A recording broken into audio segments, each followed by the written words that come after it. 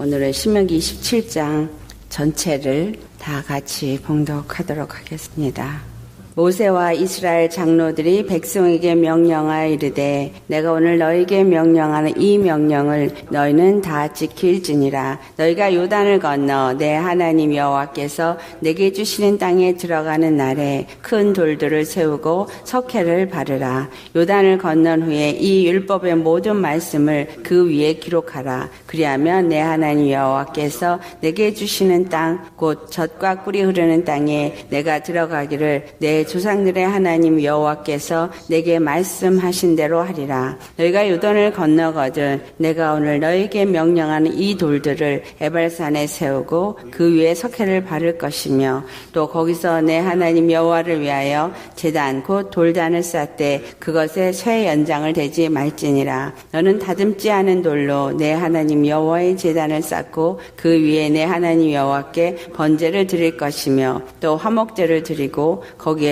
먹으며 내 하나님 여호와 앞에서 즐거워하라. 너는 율법의 모든 말씀을 그 돌들 위에 분명하고 정확하게 기록할지니라. 모세와 레위 제사장들이 온 이스라엘에게 말하여 이르되 이스라엘아 잠잠하여 들으라. 오늘 내가 내 하나님 여호와의 백성이 되었으니 그런즉 내 하나님 여호와의 말씀을 청종하여 내가 오늘 내게 명령하는 그 명령과 규례를 행할지니라. 모세가 그날 백성에게 명령하여 이르되 너희가 요단을 건넌 후에 시므온과 레위와 유다와 이사갈과 요셉과 베냐민은 백성을 축복하기 위하여 그리심산에 서고 루벤과 갓과 아셀과 스불론과 단과 납달리는 저주하기 위하여 에발산에 서고 레위 사람은 큰 소리로 이스라엘 모든 사람에게 말하여 이르기를 장색의 손으로 조각하였거나 부어 만든 우상은 여호와께 가증하니 그것을 만들어 은밀히 세우는 자는 저주를 받을 것이라 할 것이요 모든 백성은 응답하여 말하되 아멘 할지니라.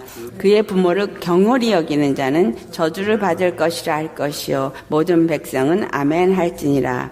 그의 이웃의 경계표를 옮기는 자는 저주를 받을 것이라 할 것이요 모든 백성은 아멘 할지니라. 맹인에게 길을 잃게 하는 자는 저주를 받을 것이라 할 것이요 모든 백성은 아멘 할지니라. 객이나 고아나 과부의 송사를 억울하게 하는 자는 저주를 받을 것이라 할 것이요 모든 백성은 아멘 할지니라. 그의 아버지의 아내와 동침하는 자는 그의 아버지의 하체를 드러냈으니 저주를 받을 것이라 할 것이요 모든 백성은 아멘 할지니라. 짐승과 교합하는 모든 자는 저주를 받을 것이라 할 것이요 모든 백성은 아멘 할지니라. 그의 자매 곧 그의 아버지의 딸이나 어머니의 딸과 동침하는 자는 저주를 받을 것이라 할 것이요 모든 백성은 아멘 할지니라. 장모와 동침하는 자는 저주를 받을 것이라 할 것이요 모든 백성은 아멘 할지니라. 그의 이웃을 암살하는 자는 저주를 받을 것이라 할 것이요 모든 백성은 아멘 할지니라. 무지한 자를 죽이려고 뇌물을 받는 자는 저주를 받을 것이라 할 것이요 모든 백성은 아멘 할지니라. 이 율법의 말씀을 실행하지 아니하는 자는 저주를 받을 것이라 할 것이요 모든 백성은 아멘 할지니라. 아멘.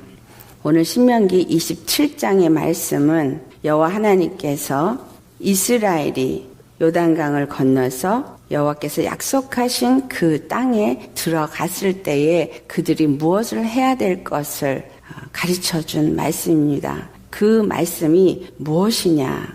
그 율법을 견고하게 그들 앞에 세우는 말씀이 바로 이 신명기 27장의 말씀입니다.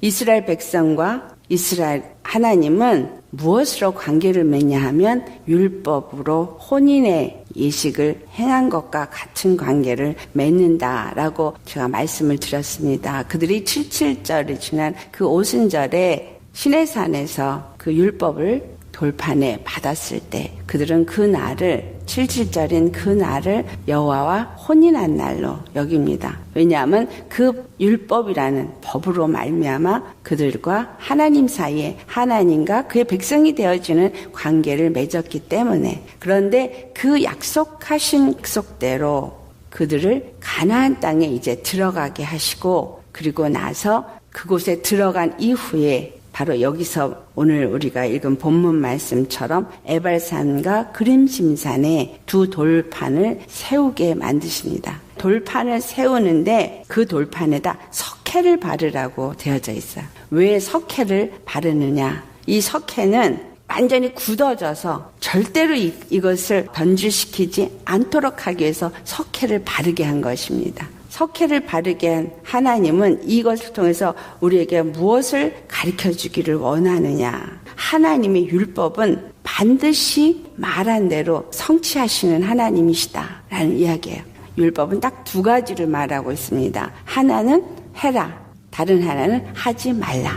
하라와 하지 말라를 얘기하는데 하라와 하지 말라의 두 가지는 여호와 하나님을 사랑하되 내 마음을 다하고 목숨을 다하고 뜻을 다해서 주 여호와를 사랑하는 것이고 또한 내 이웃을 내 몸과 같이 사랑하는 자가 되어야 한다. 이 사랑의 관계가 하나님과 그 이스라엘 백성 관계 사이에서 있다라는 것을 말씀하시고 이 율법은 반드시 하라는 것과 하지 말라는 것을 지키지 않았을 때 그들에게 진노로 임하게 될 것을 말씀하고 있는 것입니다. 이 말씀은 오늘 신약을 살고 있는 우리들에게 무엇을 말하고 있느냐?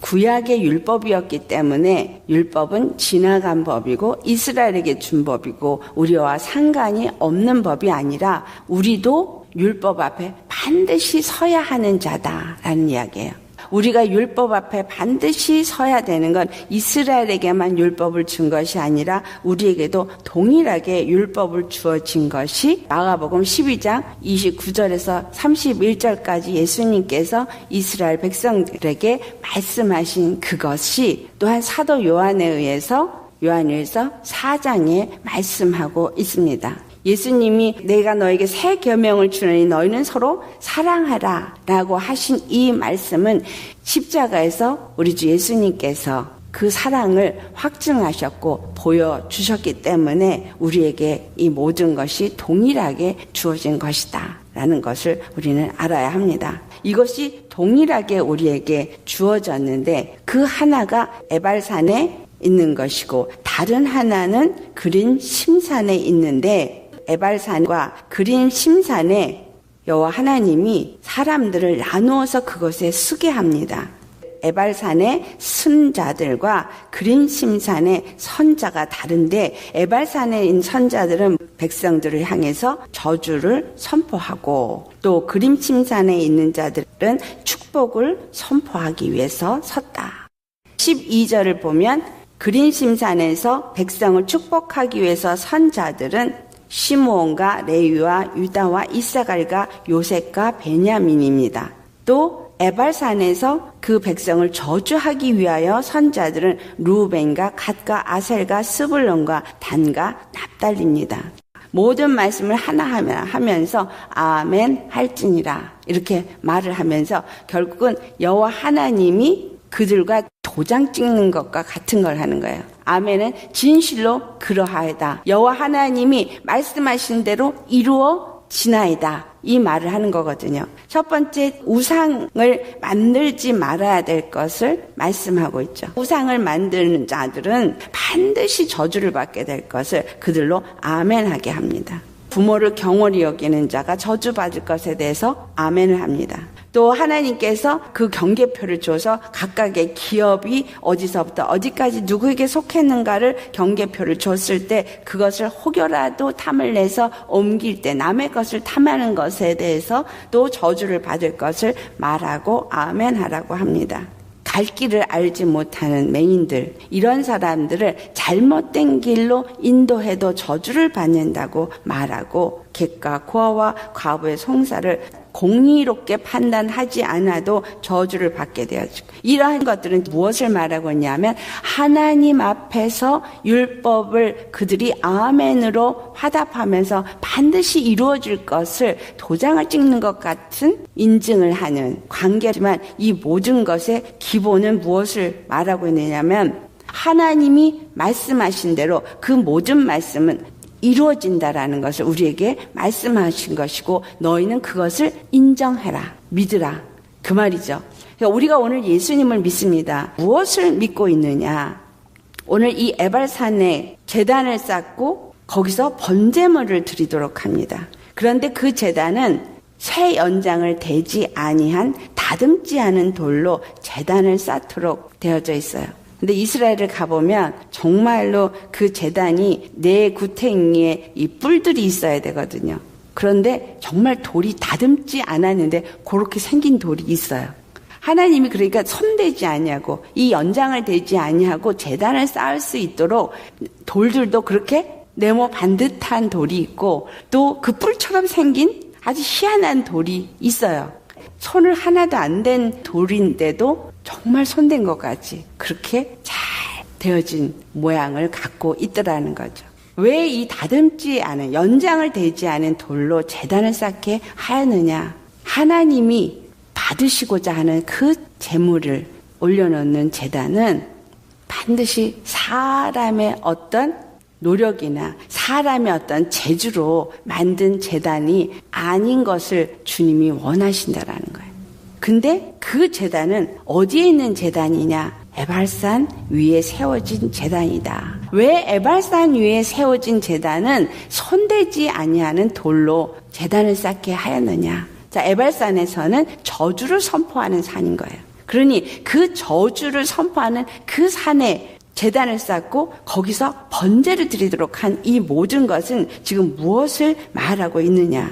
7절을 보면 거기서 화목제를 드리고 그 앞에서 먹으면서 그 앞에서 즐거워하라고 말해요. 아니 에발산은 저주를 선포하는 산인데 그 저주를 선포하는 산에서 왜 번제를 드리고 화목제를 드리고 즐거워하느냐. 그거죠. 우리가 오늘 알아야 할 이유는 바로 이 에발산의 모든 저주를 예수 그리스도께서 다 담당하시기 때문인 거예요. 9절 말씀이 이 율법의 모든 말씀을 그 돌들에 분명하고 정확하게 기록하라고 했어요. 분명하게 정확하게 기록하라는 말씀은 율법을 반드시 이룬다는 거예요. 율법은 반드시 그 역할을 한다라는 거예요. 그렇다면 이 율법을 정확하고 분명하게 기록하라라는 이 말씀은 하나님이 그 율법을 지키시기 위해서 그 율법 앞에 죄인으로 예수 그리스도를 예정하셨다라는 말입니다. 하나님도 이 율법은 지키시는 하나님이에요. 하나님도 율법을 피해갈 수 없는 분이에요. 왜냐하면 공의의 하나님이기 때문에. 그 공의의 하나님이기 때문에 공의로 율법을 세웠기 때문에 그 율법을 하나님 자신도 지켜야 하는 거예요. 그래서 예수 그리스도가 이 땅에 오셨을 때 그 예수 그리스도는 하나님의 그 공의를 드러내기 위해서 오신 분이기 때문에 우리의 모든 죄를 그 몸에 담당하시고 죄값인 피를 흘려주시고 사망을 지불하신 거예요. 이 저주를 선포하는 이 에발산의 이 모든 저주들이 다 누구에게 전가되었느냐 하면 바로 번제와 화목제물에 전가가 되었다라는 거죠. 번제는 에발산에 임할 저주를 그 번제물에다가 드림으로써 이 번제물이 다 태워져서 올라가는데 하나님 앞에 드려지는 이 번제물은 향기로운 아로마라고 말해. 왜 이 번제물이 향기로운 아로마냐? 바로 하나님의 뜻을 우리 주 예수 그리스도께서 공의를 이루신 곳이기 때문에 십자가가 공의의 하나님이 정하신 그 뜻대로 모든 공의를 이루신 것이고 그래서 그 하나님이 마귀를 진멸하시고 죄를 도말하시고 그리고 모든 하나님의 백성들을 그 죄에서 건지시고 첫 번째, 두 번째 마귀를 진멸해서 사망 권세를 무너뜨리시고 세 번째 하나님만이 단 한 분 공의의 하나님 우리의 주가 되심을 나타냈기 때문에 이 번제물이 향기로운 아로마로 하나님 앞에 올려지는 거예요. 근데 이 번제물은 완전히 다 태워지는 거잖아요. 완전히 태워져서 하나도 남김없이 태워지는 거예요. 화목제물은 하나님과 그 이스라엘 백성 사이로 화목하게 하는 제물로서 이 화목제물은 제사장에게 넘겨지는 부분이 있지만 번제물은 완전히 다 태워집니다. 이 에발산의 모든 저주와 하나님의 심판이 바로 그 제물에 의해서 다 씻겨지기 때문에 너희는 여호와 앞에서 그 제사를 드리고 난 다음에 거기서 화목제를 먹으라고 돼 있어요. 그러니까 화목제는 같이 먹는 거예요. 백성들과 제사장이 그걸 같이 먹고 화목해지는 건 하나님과 우리가 화목해지고 함께 그것을 즐겨한다라는 거죠. 우리가 예수 그리스도 안에서 화목해지고 나면 어떤 일이 일어나고 있어요? 예수님의 양식의 말씀을 먹고 그 말씀에 의해서 내가 기뻐하고 즐거워하고 그리고 주님과 온전한 회복의 역사가, 화목의 역사가 일어나거든요. 그래서 우리가 예수님 앞에 말씀으로 예배를 드리고 하나님을 만나는 그 장소에서 무슨 역사가 일어나야 되느냐 하면 바로 이 에발산에서 일어난 이 모든 역사가 일어나야 한다라는 거예요. 주님 앞에 예배드리고 우리 주 예수님의 십자가를 통해서 내가 만나지는 건 바로 이 모든 저주가 내게서부터 다 소멸되어지고 이 율법이 완전히 예수 그리스도로 말미암아 다 성취가 되어졌다라는 것을 내가 인정하는 믿음이 되어져야 하는 거예요. 그로 인해서 더 이상 율법에 의해서 내가 정죄받거나 참소받는 자가 아니어야 된다라는 거예요. 율법은 우리를 계속해서 참소합니다. 갈라디아서 3장 22절 말씀에 모든 사람들을 죄 가운데 가두었다. 그리고 그 저주를 받을 수밖에 없는 상태에다 놓여주도록 이 모든 것을 하셨지만 주님은 이미 자기 자신이 그 율법을 그 몸에 감당하기 위해서 율법이 요구하는 그 값을, 죄의 값을 지불하기 위해서 예수 그리스도를 준비하셨기 때문에 모든 자들이 그 죄 가운데에서 그 율법에 갇힌 그 가운데 있게 하시고 그리고 예수 그리스도를 주라 시인할 수 있게끔 하시기 위함이었다라는 거예요. 예수 그리스도를 주라 시인하면서 그리스도 안에서 우리가 무엇을 얻게 하냐?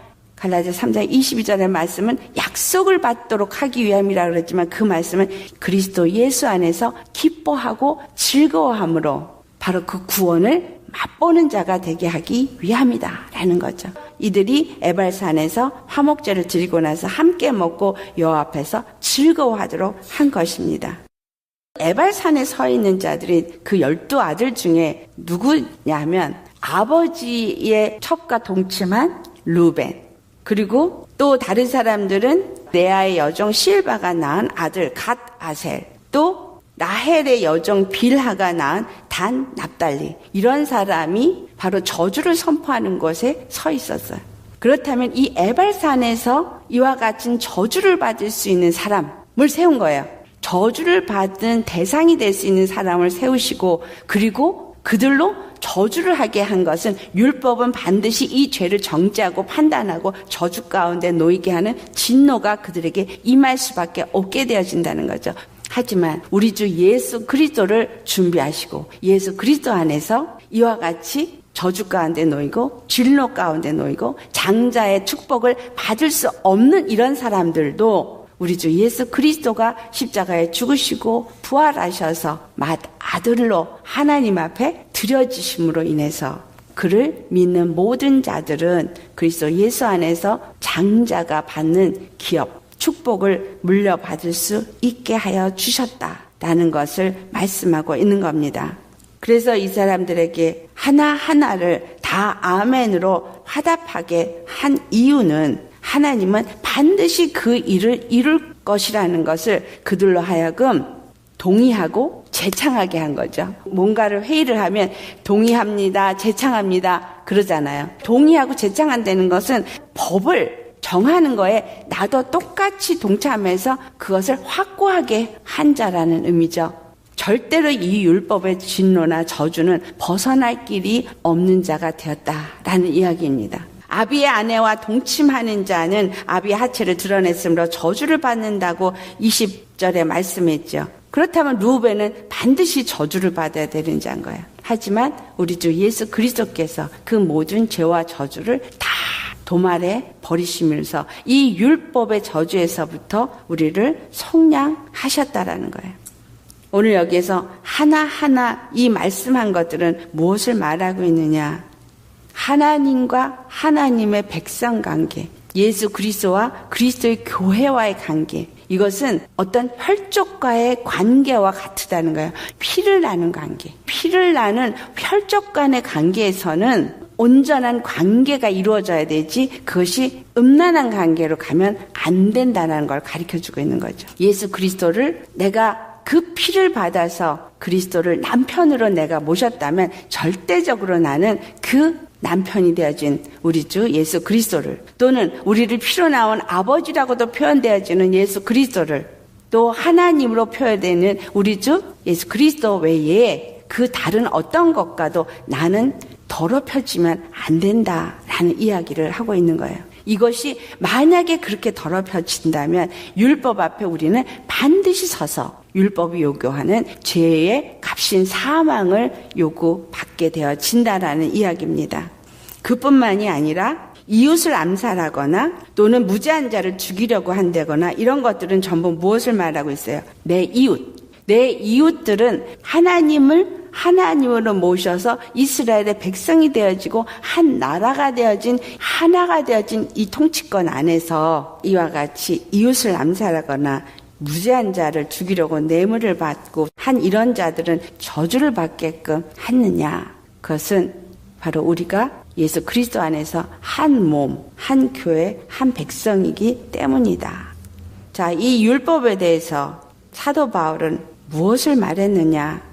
유대인들은 율법이 있는 사람이고 이방인들은 율법이 없는 사람이라고 말하지만, 그러나 로마서 2장 14절 15절을 보면 율법이 없는 이방인이 본성으로 율법의 일을 행할 때에는 이 사람은 율법이 없어도 자기가 자기에게 율법이 된다라고 말합니다. 우리 찾아서 함께 봉독해 보시겠습니다. 로마서 2장 14절 15절 말씀 같이 봉독하겠습니다. 율법 없는 이방인이 본성으로 율법의 일을 행할 때에는 이 사람은 율법이 없어도 자기가 자기에게 율법이 되나니, 이런 이들은 그 양심이 증거가 되어 그 생각들이 서로 혹은 고발하며 혹은 변명하여 그 마음에 새긴 율법의 행위를 나타내느니라. 모든 자들은 율법 앞에 다 서 있다라는 것을 말하고 있어요. 비록 유대인에게 하나님이 직접 율법을 주셨지만, 그러나 이방인에게도 그들 양심이 율법이 되어져서 자기 안에서 자기의 생각들이 그것을 고발하고 변명하고 한다라는 거죠. 그렇기 때문에 하나님 앞에서는 율법을 듣는 자가 의인이 아니고 율법을 행하는 자가 의롭다 하심을 얻는다라고 로마서 2장 13절에 말씀을 합니다. 자, 이 율법을 이스라엘에게 분명하게 주신 것처럼 우리에게 우리 마음에 양심의 율법이 되어져 있고, 또 우리가 예수 그리스도를 영접하고 난 다음에는 예수님의 십자가가 우리에게 필요하게끔 이 율법은 우리에게 하나하나 우리의 죄를 깨닫게 합니다. 말씀 앞에 설 때마다 우리가 하나님을 어떻게 사랑하고 어떻게 섬기는가, 내 이웃을 향한 내 마음이 어떠한가를 하나하나 우리에게 알게 합니다. 그래서 이 율법의 규례는 그 누구도 벗어날 수 없기 때문에 우리에게 필요한 것이고, 그리고 율법을 통해서 예수 그리스도 십자가 앞으로 나아갈 수 있게 한다라는 거죠. 로마서 2장 28절 29절에 사도 바울이 이야기한 것이 무엇을 말하고 있으냐? 유대인은 율법을 가졌고 유대인은 할례를 가졌지만 그것이 중요한 것이 아니라 정말 여호와 하나님이 그들에게 준 율법이 무엇을 말하고자 하느냐, 이것을 알으라 이 말이에요. 나에게 죄를 깨닫게 하시는 이유가 무엇인지를 알으라는 거예요. 죄 때문에 죄의식을 갖고, 그리고 어떠한 죄를 깨닫게 하는 사건 속에서 넘어지고 무너지는 것이 아니라 예수 그리스도 십자가 앞으로 나아가서 그리스도 예수 안에서 내가 죄인인 것을 고백하는 자가 되라 이 말이죠. 내가 죄인인 것을 깨닫게 하기 위해서 에발산에서 저주를 선포하게 한 거예요.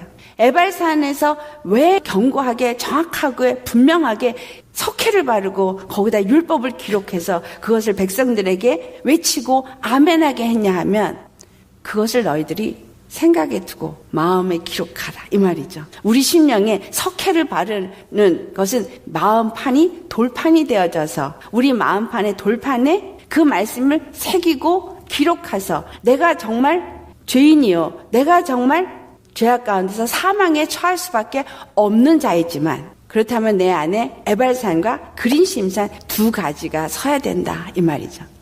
제사장이 공의의 흉배를 앞에 붙이고 들어갈 때에 피를 가지고 가는 이유는 바로 그 공의의 십자가에서 선과 악을 판단하시고 공의를 드러내신 예수 그리스도를 그 품에 안고 가는 것입니다. 그 안에 우림과 둠밈을 넣는데 그 우림이 빛이고 둠밈이 온전합니다. 예수 그리스도가 빛이 되시고 그 온전하신 분이 율법을 십자가에서 완성하시고 그리고 십자가의 그 생명으로 우리를 구원하시고 의롭다 하시면서 공의가 되신 것을 가슴에 품고 대제사장이 여호와 하나님 앞에 나아가는 겁니다. 그때 그 피를 갖고 들어가는 거죠.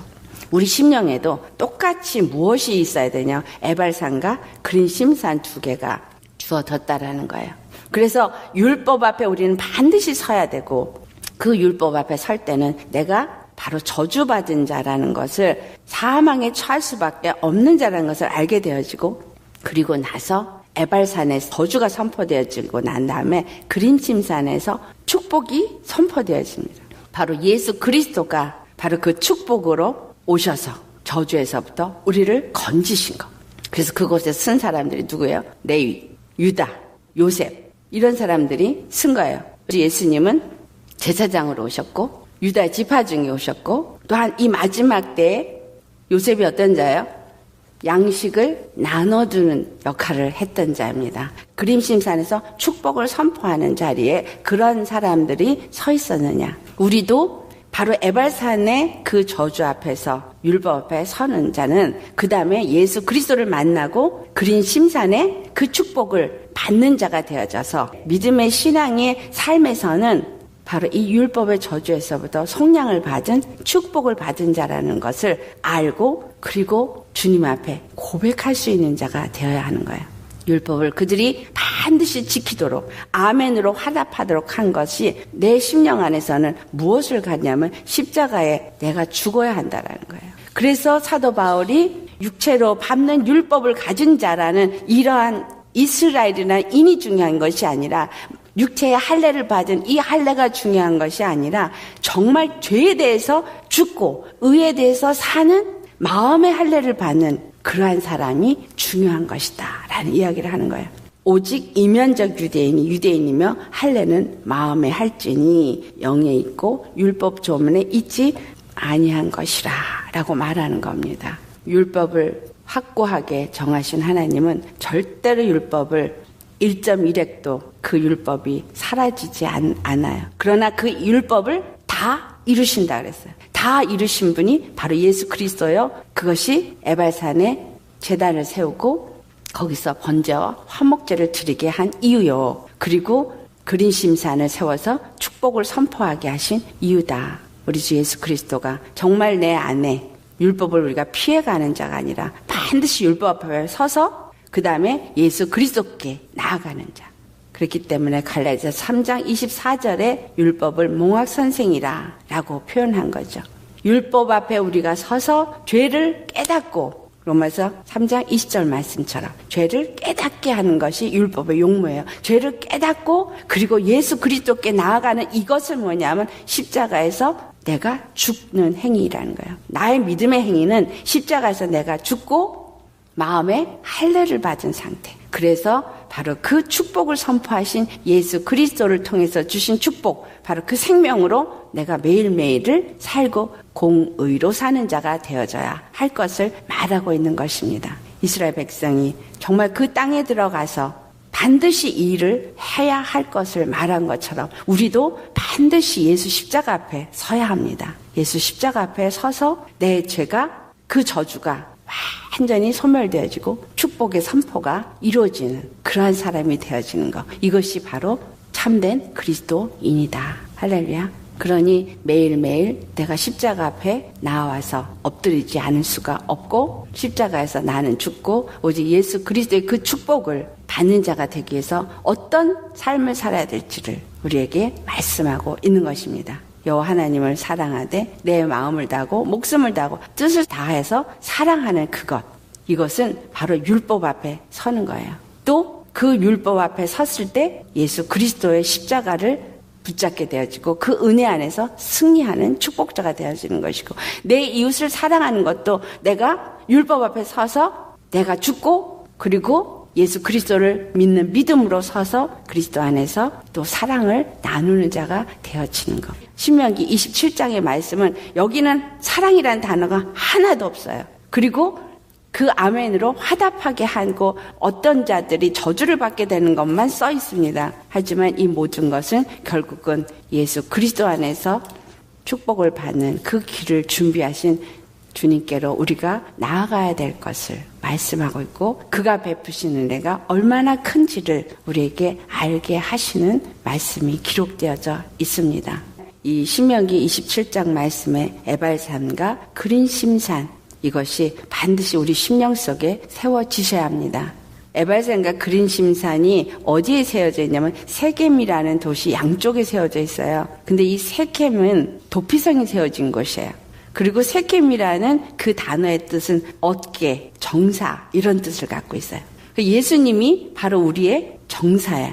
어깨 양쪽에 에발산과 그린심산이 있어요. 나의 모든 저주와 축복을 다 이끄실 수 있는 공의의 하나님이 되어지셔야 한다는 거예요. 나의 삶에 늘 예수 그리스도의 십자가가 공의가 되어지고 그 앞에 저주도 축복도 그분 손안에 있다라는 것을 우리가 마음속에 새기고 늘 예수님을 주로 모시고 그분을 나의 통치자로 정사 권세로 모시는 신앙생활을 해야 한다라는 이야기입니다. 우리 이와 같이 정말 예수님만을 주로 섬기고 축복 받으시는 자 되시기를 축원합니다.